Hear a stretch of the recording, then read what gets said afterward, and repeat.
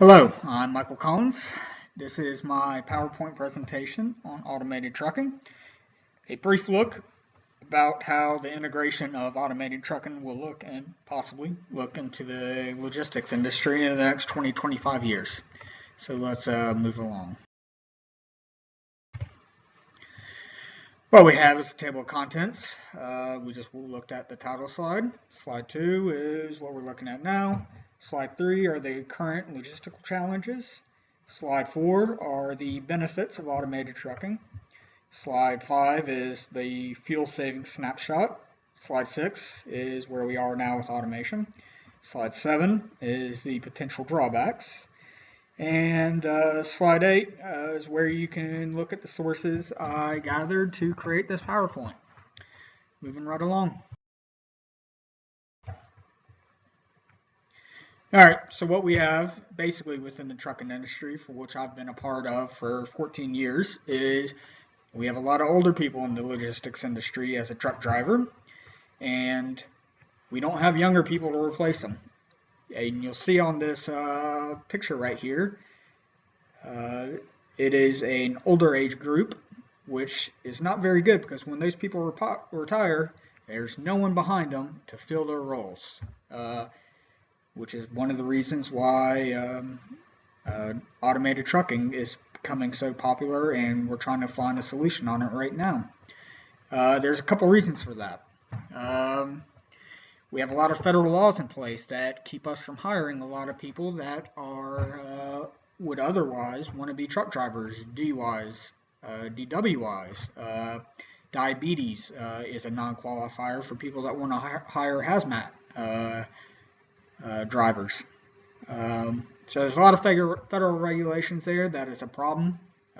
And we gotta have to get a little bit more creative on what kind of people we can hire within the industry. Driver pay is still not attractive, even though that trucking companies are not finding the drivers as much as they want to. The supply and the demand has not been realized yet within the carrier industry. They just don't like paying truck drivers what they should be paid right now, and people just don't want to go into that line of business where the pay there is right now.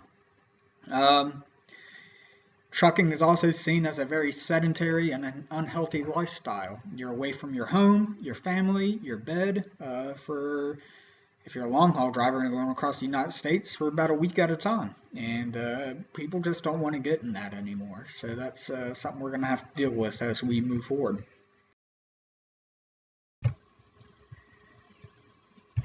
Let's talk about the benefits of automated trucking. The first one is we as humans are very bad drivers. What that does is that drives waste within the transit times of full truckloads or less than truckloads that are going across from our pickup sites to our destination sites. We'll get off on the wrong intersection. We will put on the gas pedal too hard. We don't do the safest thing when it comes to driving on the roads, and you see this every day as you are in traffic all the time and seeing people on their phones. Automated trucking is a solution to that. It's going to safer long-term option. Less congestion on highways and roads. We can better configure our loads in the trucking industry. That means you'll see less rigs on the highway, which is a lot better for everybody. There's a lower overall transportation cost once these rigs and the software has been worked out over the next 20-25 years.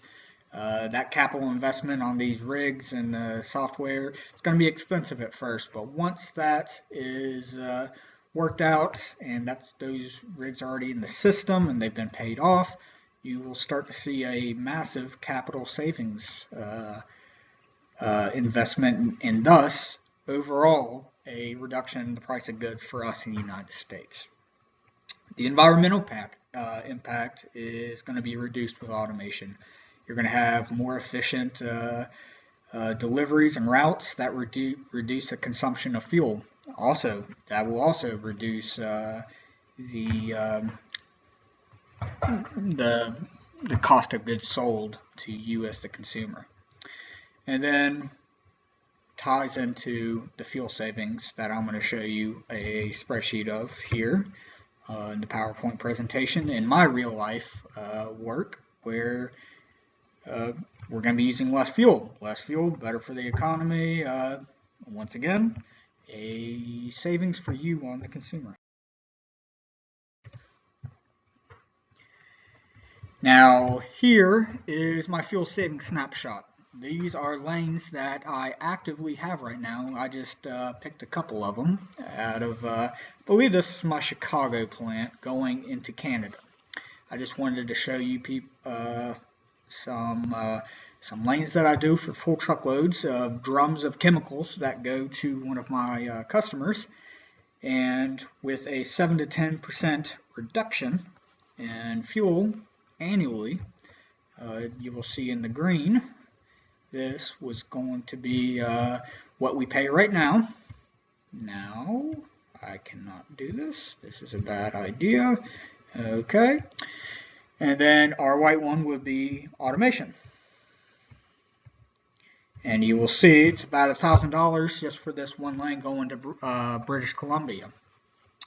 All the others, you will see you got some pretty good savings here, and these for me just signify a very, very small portion of my $34 million I pay in trucking over the course of a year. So this is there's a lot of savings to be had, and I'm not the biggest company out there, and you'll have somebody like in the chemical world, DuPont or Exxon. They would I don't know, by a factor of 10 outspend me in logistics, and I pay $34 million a year in fuel. So a lot of savings to be had.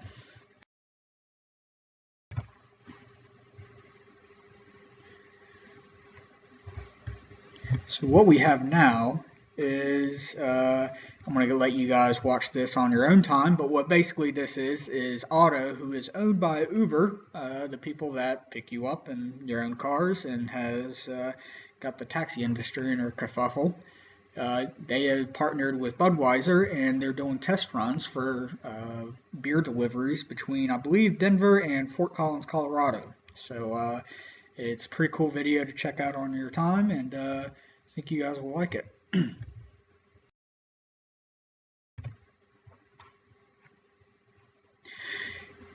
Here's a map that shows you the most frequent occupation for each state. If you notice something, what that is the truck driver is our most common occupation in the United States, by far. What this means is with automated trucking, we will be in for some tough times. Truck drivers are usually not college educated. This is one of the few middle-class jobs that is offered in our economy right now to people that have a high school degree, and you can still make up to $50,000, $60,000 a year. That would go away. A lot of these would go away after automation, and it's going to create a trickle-down effect for our economy that's going to be pretty concerning there for a while. We're going to have to find ways to bring these people into the fold into other industries. Maybe maintenance of these vehicles, maybe more in the technological code writing, things of that nature. But this has happened. You can't stifle innovation. It's going to happen. In the early 1900s, you had people operating traffic lights in cities. That went away too. It's just something, as a first-class economy, you just have to deal with, because this is not going away. This is going to happen. So we have to be susceptible to finding ways to change it. Other potential drawbacks are the initial safety concerns with automation software. It's going to take some time to get the kinks worked out, just like any other computer programs.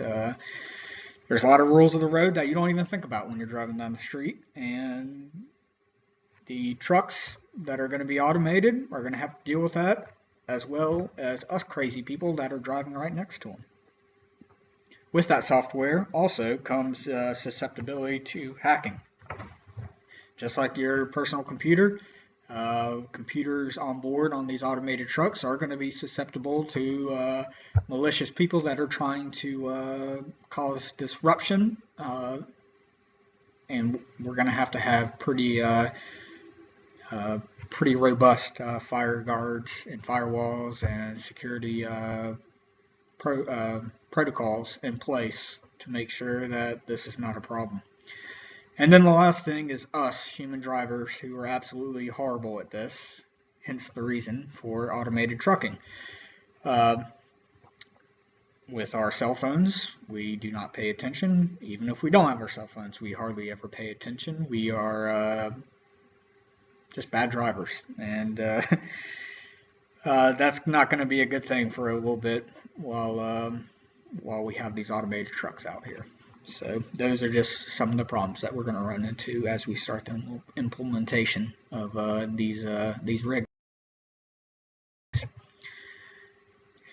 And then, as we close out, I would like to give you guys a look at my bibliography, how I did my research, what websites I went to, what articles and reviews and studies that I referenced when I was going into this fascinating endeavor. So you guys take a look whenever you want, and it's pretty good reading. It's going to happen a lot sooner than we really anticipated, and even though I'm in the industry, a little bit sooner than I anticipated. So take a look. It's come down the road, and I thank you for your time. Take care now.